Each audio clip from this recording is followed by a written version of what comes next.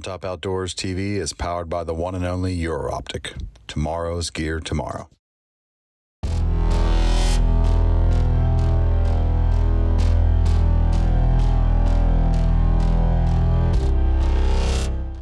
Sometimes in life, we have pre-existing perceptions of how certain events should happen. We expect that script written in our heads will play out according to this plan. However, this is rarely the case. In 2011, I went on my first out-of-state archery hunt to Missouri, where I shot a 130-inch whitetail buck. It was on this trip that I became addicted to hunting in the Midwest, and it set false expectations of how a hunting trip should go. Fast forward to 2018, the one Midwest state I had yet to hunt in was Ohio. The state's reputation for monster bucks lured me to research places to hunt. I was able to connect with Brad Snow of Kill 'Em Buck Outfitters, located in Killbuck, Ohio, and made my first trip down to Ohio for the opening weekend of the archery season. Day one morning hunt, a nice 8-point buck walks into view. I sat in the blind excited. It was as if the buck was reading the script in my mind. As I released the trigger, the cable violently rolled off the cam and launched the arrow into the ground. Unknowingly, my pant legs got pinched between the cam and the cable. I was left holding a broken bow in my hand, watching the buck run away back into the woods. At this point, my Ohio trip came to a screeching halt, and all I could do is shake my head in disbelief as I drove back home to Michigan. 2019, I made the trip back to Killbuck, more excited and motivated than ever. During the 4-hour drive down, I kept replaying the events of the previous year in my head. I convinced myself that this hunt would play out completely different.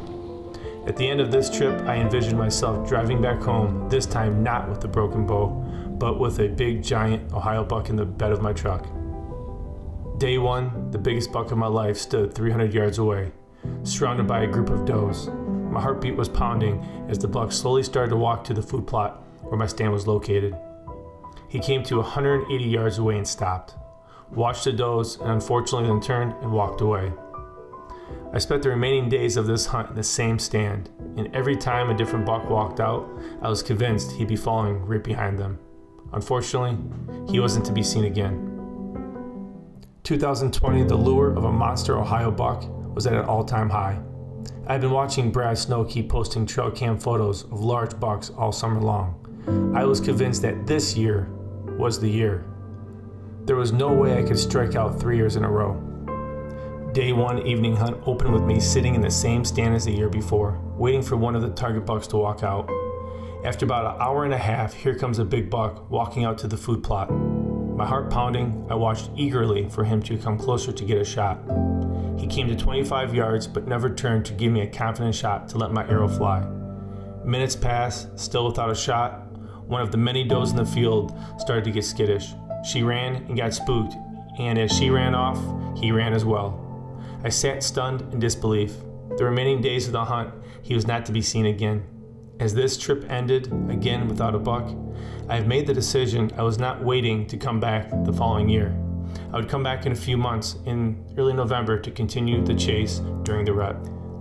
This time I was hunting in a new spot on the property that had a lot of recent activity. 3 sits of the hunt go by and I see nothing.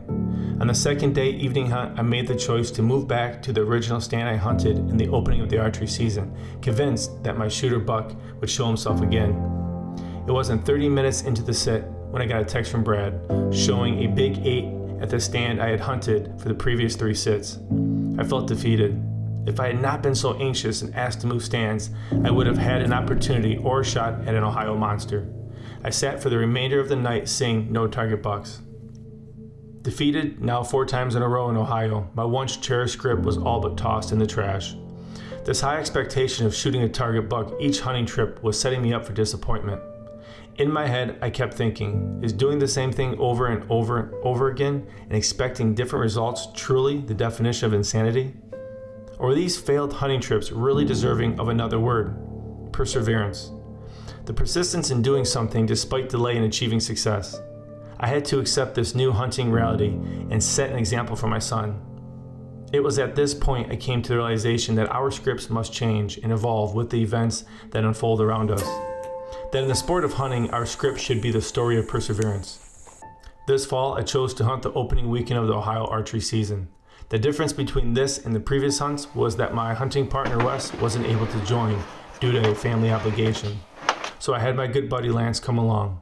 Unfortunately, up to this point, he had never filmed a hunt or ran a camera in manual mode.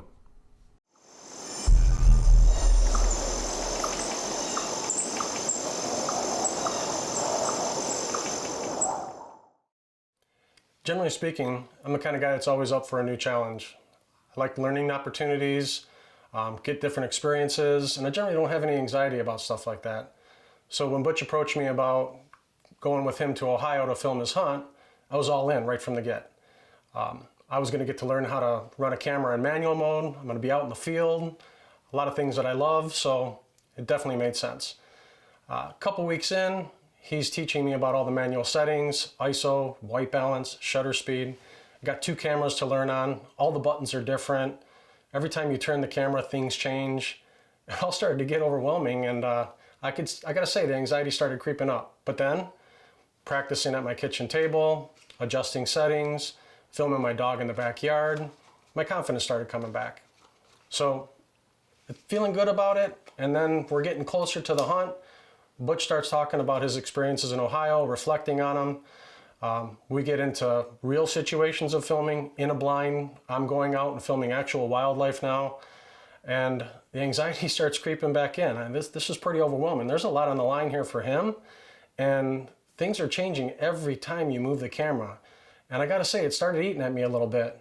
To the point where I'm wondering, what did I get myself into? Am I really ready for this? Did we even have enough time to get me ready?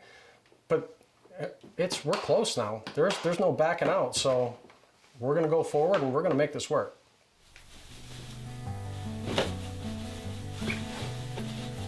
As the trip approached, I started to pack for this year's hunt. I found myself overthinking every detail of the trip. This hunt wasn't even here yet, but the pressure I put on myself certainly was. As we made the 4-hour drive down to Ohio, the emotions were in the truck were so thick you could almost feel it.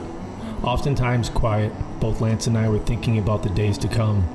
Lance was sitting there holding the camera. You could almost feel him mentally going through the camera and film checklists, trying to ensure he felt comfortable with the setup. As the miles went by, my thoughts kept coming back to the prior year's trips. Will this one be the same? We arrived in Killbuck early in the afternoon and felt we needed to clear our minds and nerves. We decided to go fishing at a nearby pond. This was the perfect distraction. The change of activity helped us refocus and simply relax for a few hours. We swapped roles for the moment, me behind the camera and Lance behind his fishing pole, both of us in our element, and the high tension of driving down had finally eased to a point where we could simply enjoy the moment without overthinking it. Refreshed and refocused, it was time to go hunt.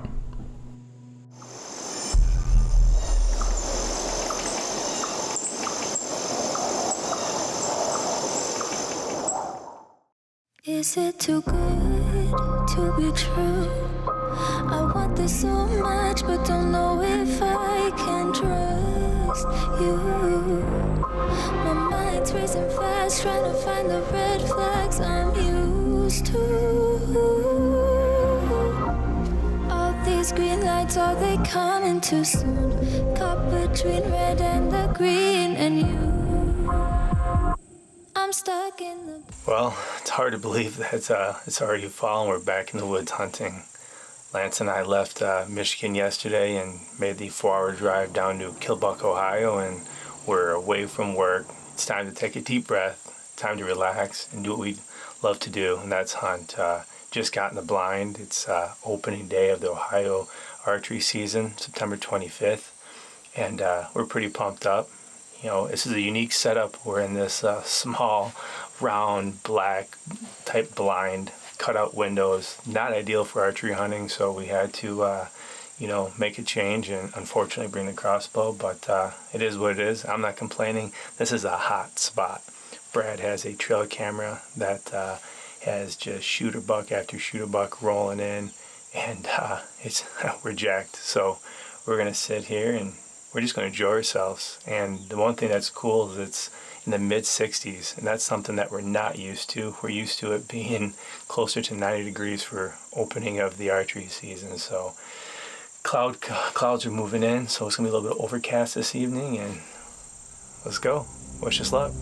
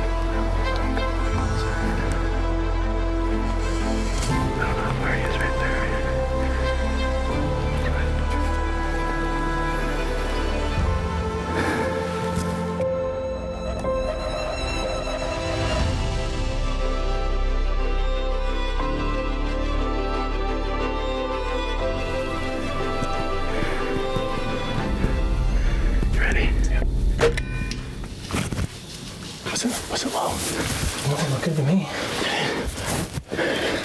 What is it? Oh my God. Was it low? Was it good? I thought it was good.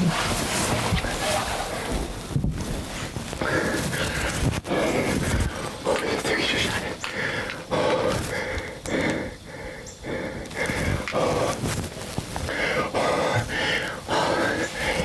Oh, I think we just got it done. I think we just got it done. I think we just got it done. 2 bucks came into our left. They bedded down for about 15 minutes just sitting there. And finally came in. They stopped right there at about 50 yards. I think we got it done. I think we got it done, buddy.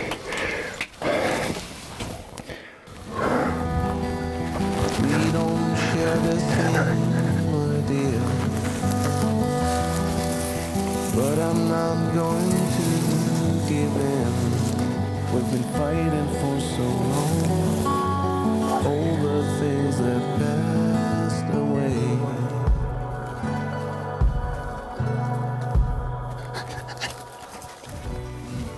It's right here, dude. It's right here.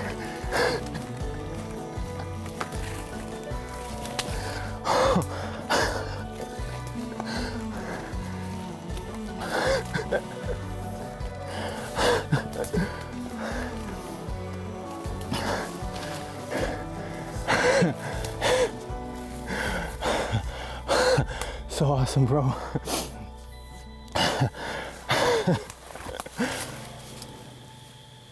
Isn't that incredible? Sure is, bro.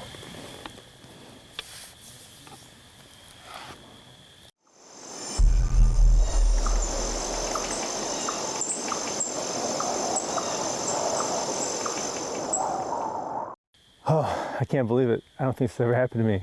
Opening day. I've been coming down in Ohio. This is my 4th season, and have never connected. And it just happened. Opening day. Just an incredible evening. First buck, shooter buck at 420, downwind of us, kind of trotted off. And from that point on, just kind of deer movement in and out all evening.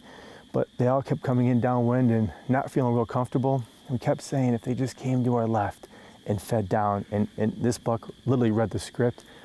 Unique enough, he has a club foot, and you know, I don't know if he broke his leg, but ultimately, you know, I don't know if coyotes would have got to him, but he's a big deer.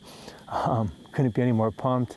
You know, I think this is really cool. My buddy Lance is behind the camera for his first time ever filming a hunt, and I can't say thank you enough to him being here and enjoying this moment with me. And you know, it's always a commitment to get away from the family and come out here. And thank you to Brad with Killing Buck Outfitters, and this is it. I can't believe it. We punched our tag opening day, brother.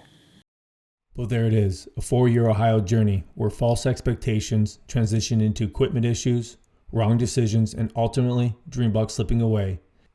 As confidence was waning and anxiety peaking, it all came together to solidify one thing for me: persistence pays.